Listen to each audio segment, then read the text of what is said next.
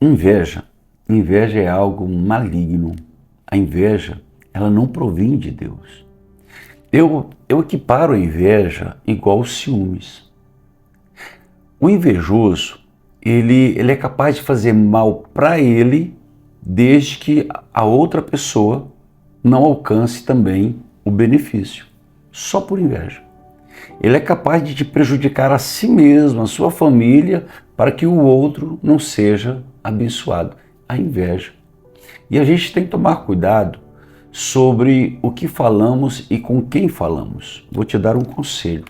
Nem todo mundo merece ouvir o que você tem para falar. Por exemplo, você que está aqui agora, nós dois, você é uma pessoa escolhida por Deus. Deus está com as mãos sobre a sua vida. Deus está abrindo portas. Deus está te direcionando para um caminho excelente. Talvez nem você perceba, mas olha, só do fato de nós dois estarmos aqui agora conversando, você me assistindo, Deus te instruindo, Deus levando para o seu coração sabedoria, instrução, direção de vida. Quando nós terminarmos esse pequeno encontro de 15 minutos, tão somente, você vai estar mais nobre, você vai estar mais digno, você vai crescer, você vai ser transformado. E esse conhecimento que você está adquirindo, essa sabedoria que você está adquirindo, vai te fazer despontar no meio dos iguais. O seu conhecimento, o nosso relacionamento vai fazer com que você cresça e vai gerar ciúmes de muitas pessoas. Só porque Deus está te direcionando para nós estarmos juntos, trocando experiências. Eu vou te contar uma história de um homem nobre, um homem especial, que resolveu contar o que estava no coração dele. Esse texto que nós vamos trabalhar aqui agora, ele está na Bíblia. Ele está na Bíblia. Mas antes de passar isso aí, deixa eu só te fazer uma pergunta bem rápida. Fica comigo, é só 15 minutos. Você já se inscreveu neste canal? Se você não se inscreveu, está vendo aqui inscrever-se, você vai clicar, porque você vai fazer parte da minha família, você vai fazer parte do meu grupo de oração. Estarei orando por você e ministrando bênção, prosperidade, saúde, riqueza, sabedoria. Venha fazer parte desse grupo, clique aqui e, claro, se você gostar do vídeo, você vai dizer que gostou, né? Vai dar aquele joia básico para fazer o YouTube divulgar o nosso canal, que estamos começando, tá bom? Vamos embora? O que é inveja? Inveja é um sentimento negativo que acaba acorrentando o invejoso. E por causa dessa ação, esse sentimento, esse pensamento, o mundo espiritual é ativado. E a pessoa que é invejada, muitas vezes ela é atingida. Por isso que você precisa de uma cobertura. Por isso que você precisa repreender o mal, o olhar maligno, a inveja. Você tem que dar uma ordem e repreender esse mal da sua vida, em nome de Jesus. Principalmente você, que é uma boa pessoa, que está crescendo, que está aprendendo, que está alcançando os lugares mais excelentes, que a cada dia você está ficando mais nobre, mais perfeito, mais santo, mais puro, mais sábio, mais intelectualizado. Só de nós estamos juntos, nós dois, nós estamos crescendo. E eu tenho crescido muito com esses nossos encontros, mas muito, eu estou lendo, estou estudando, estou me preparando para a gente estar aqui. E aquilo que eu estou aprendendo, eu estou dividindo com você. E tenho certeza que você também está crescendo. Mas vamos para a Bíblia. A Bíblia fala de um homem chamado José. José, ele é filho de Jacó. José, ele teve um sonho de Deus. E ele conta o sonho dele para os irmãos. Os irmãos agora, movidos por inveja, pensa, pegam o seu irmão, jogam em um buraco, tira a capa, a túnica do jovem José, mata o animal, diz para o velho pai, olha, o animal pegou José, e José morreu, está aqui a capa, está aqui a túnica, toda suja de sangue. Jacó acredita nisso. Rúben, o irmão mais velho, que deveria proteger, teve a ideia, pega o jovem José e vende para os mercadores de escravos. Os mercadores passam e conduz José para o Egito. José foi ser escravo no Egito. Chegando lá, a bênção de Deus estava sobre José. Eu vou ler alguns textos aqui. A bênção de Deus estava sobre José. É interessante que quando as pessoas têm inveja de nós e elas procuram nos fazer o mal, e você continua na posição, na integridade, você continua orando, você continua buscando a Deus, Deus aí continua te abençoando. Mesmo que aparentemente, presta atenção no que eu vou te dizer agora, aparentemente você tenha prejuízo, Deus ele continua contigo. E Deus transforma a maldição em bênção. Deus transforma aquele princípio de prejuízo em bênção e em milagre. José, ele foi retirado, ele foi levado para um outro país. Ele perdeu o carinho da mãe, perdeu o carinho do pai. Os irmãos maltratavam José. Agora ele perdeu o relacionamento com seus irmãos. Foi para uma terra distante, que não conhecia ninguém. Um garoto, um jovem, 17 anos, salvo engano. Muito jovem, trabalhador. A Bíblia diz que ele era um homem bonito de rosto, bonito de corpo.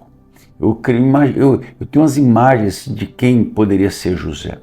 Um homem muito bonito. Ele está trabalhando e quando ele chega servindo uma casa, tudo que ele fazia prosperava. Aí o seu patrão, Potifar, põe José como principal, o mordomo mor. Ele que comandava tudo. Só que ele tinha uma boa aparência. A mulher de Potifar se interessa em José. José fala uma frase que ele me chama a atenção, a frase dele.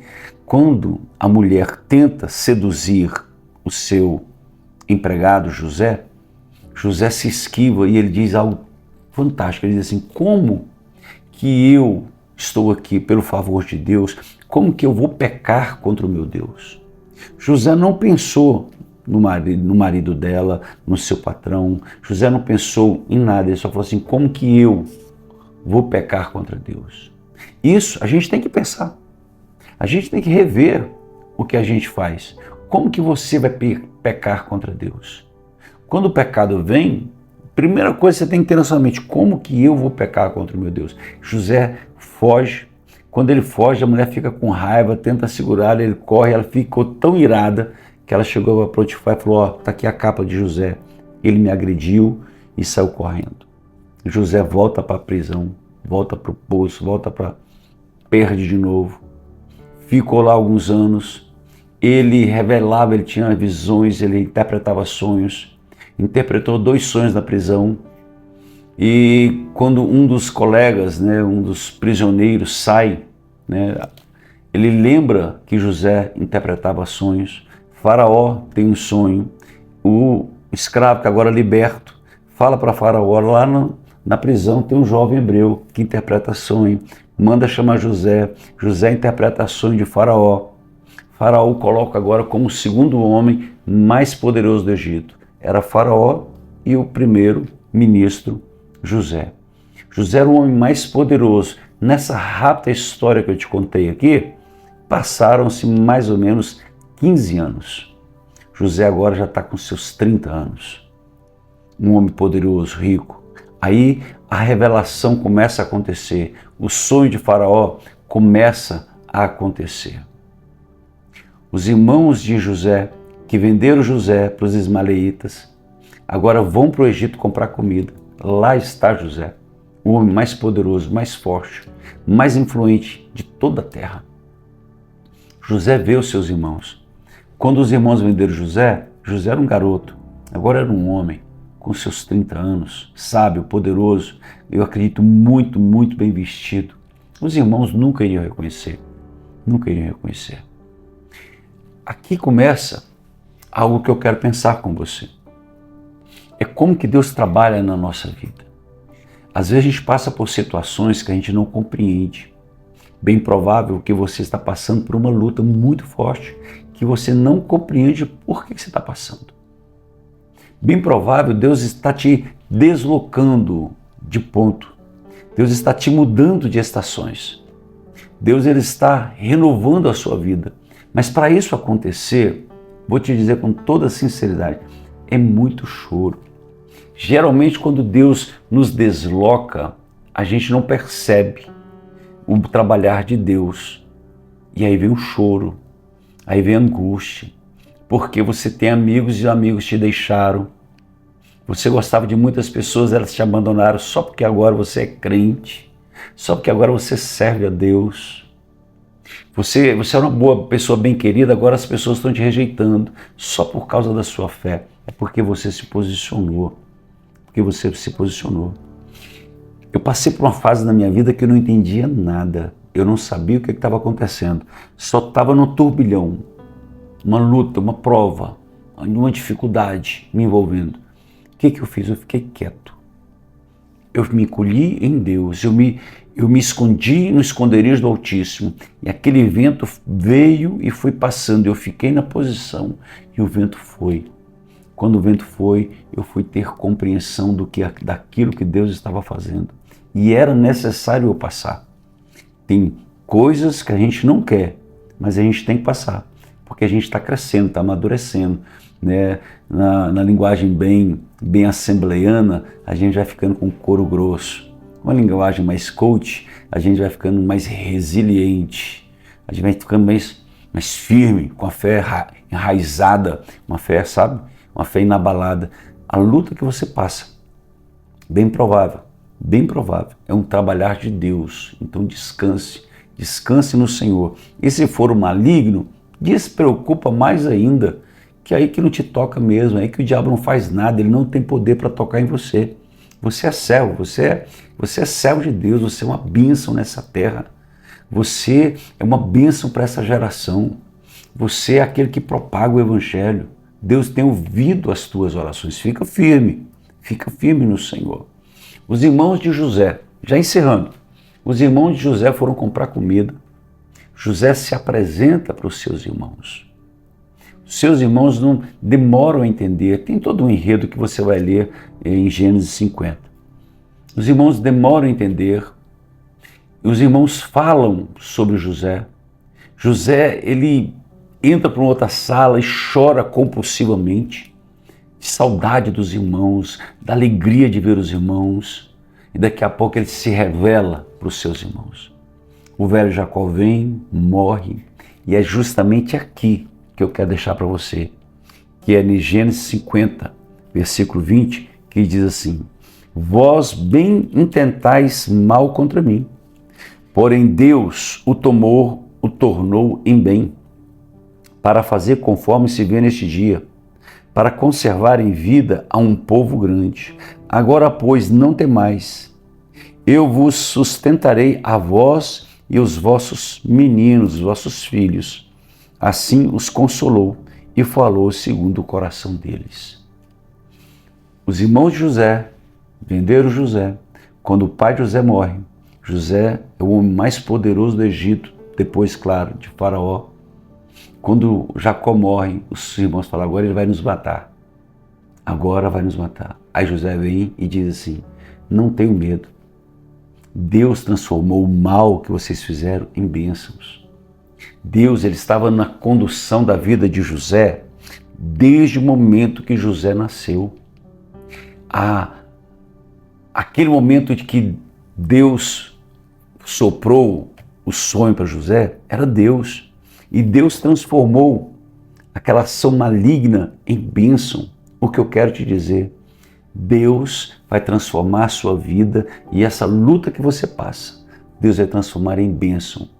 Você vai ter vitória, você vai alcançar coisas grandes, Deus está contigo, você é filho amado, você é uma filha amada de Deus. Fica firme, porque Deus transforma maldição em bênção, Deus transforma o deserto em um manancial, Deus transforma aquele que não era e faz ser, Deus tira dos monturos as pessoas, dos lixões e coloca entre os príncipes. Está aqui alguém que Deus tirou do monturo, Deus tirou lá do lamaçal, da sujeira e me colocou entre os príncipes. Às vezes eu entro em alguns lugares, às vezes eu converso com a governadora, com o governador, converso com alguns senadores, eu fico, meu Deus, o Senhor cumpriu aquela palavra. Deus me tirou dos monturos, me colocou entre os príncipes dessa terra. Às vezes eu estou conversando com grandes pregadores, levo cantores famosos na igreja, a gente senta naquela mesa de comunhão, eu fico lá com eles e fico, meu Deus, o Senhor fez. E Deus vai fazer na sua vida, viu? Deus vai fazer na sua vida. Fica firme, que a vitória vem sobre a sua vida em nome de Jesus. Deixa eu orar. Pai, pelo poder que é no nome de Jesus, eu te peço, Deus, abra as portas agora. Abra as portas. Senhor, toda inveja, todo encantamento, toda obra maligna lançada contra minha irmã, lançada contra o meu irmão, eu repreendo agora, em nome de Jesus Cristo. Senhor, eu te peço que as portas se abram.